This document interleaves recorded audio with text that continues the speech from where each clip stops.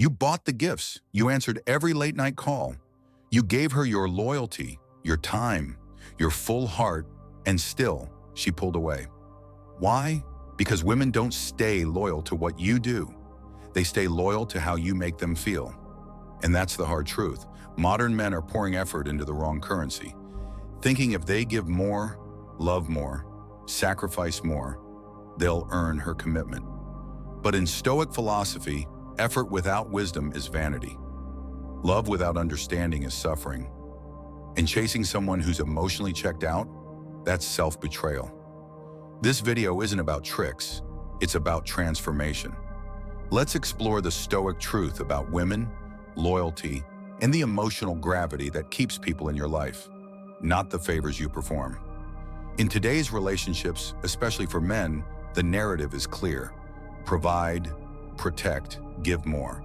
And while there's nothing wrong with being generous or devoted, many modern men confuse self-sacrifice with value. Here's the reality. Women are emotional creatures. Their loyalty isn't determined by your effort. It's determined by how your presence impacts them emotionally. Seneca once said, "We suffer more often in imagination than in reality." And in the mind of a man who's constantly overgiving, suffering is constant. She doesn't leave because of what you did or didn't do. She leaves because she felt something shift. Whether it's emotional boredom, the thrill of validation from someone else, or a loss of polarity. Loyalty is emotional, not logical.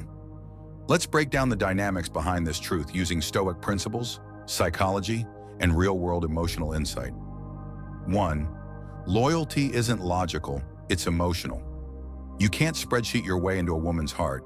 You can't say, "I did this, this, and that, so she should stay." Because her heart doesn't care about your checklist. It's about emotional polarity. Masculine presence creates emotional gravity, not gifts, not begging, not explaining. When a man shows emotional discipline, when he remains composed under pressure, self-respecting even when challenged, that's what creates attraction and trust.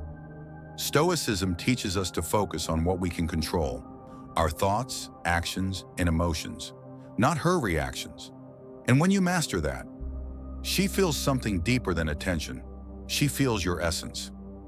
2. Doing more doesn't guarantee respect. In fact, it often guarantees the opposite.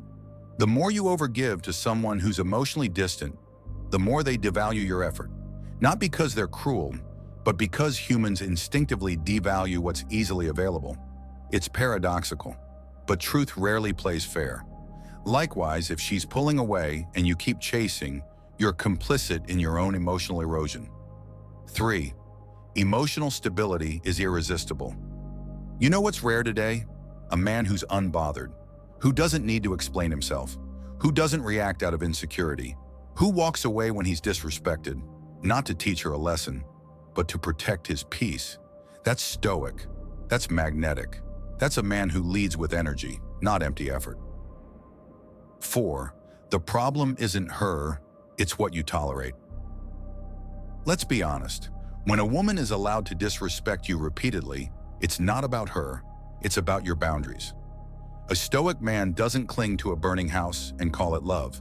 He sees reality for what it is. He doesn't fantasize. He doesn't wait for potential. He moves forward. Modern application. Here's what high-value men do differently. They don't overshare.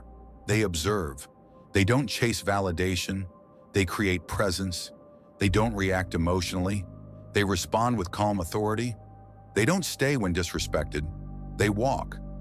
When a woman senses that you are your own emotional foundation, she becomes loyal, not because you did more, but because she feels something rare in you.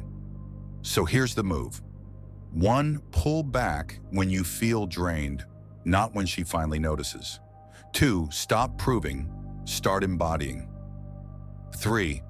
Let your silence speak where your words used to beg. Let her feel the absence of your presence. Not because you're playing games, but because you're done performing. Remember Marcus Aurelius, waste no more time arguing what a good man should be. Be one. You don't need to change her. You don't need to decode her. You need to come back to yourself.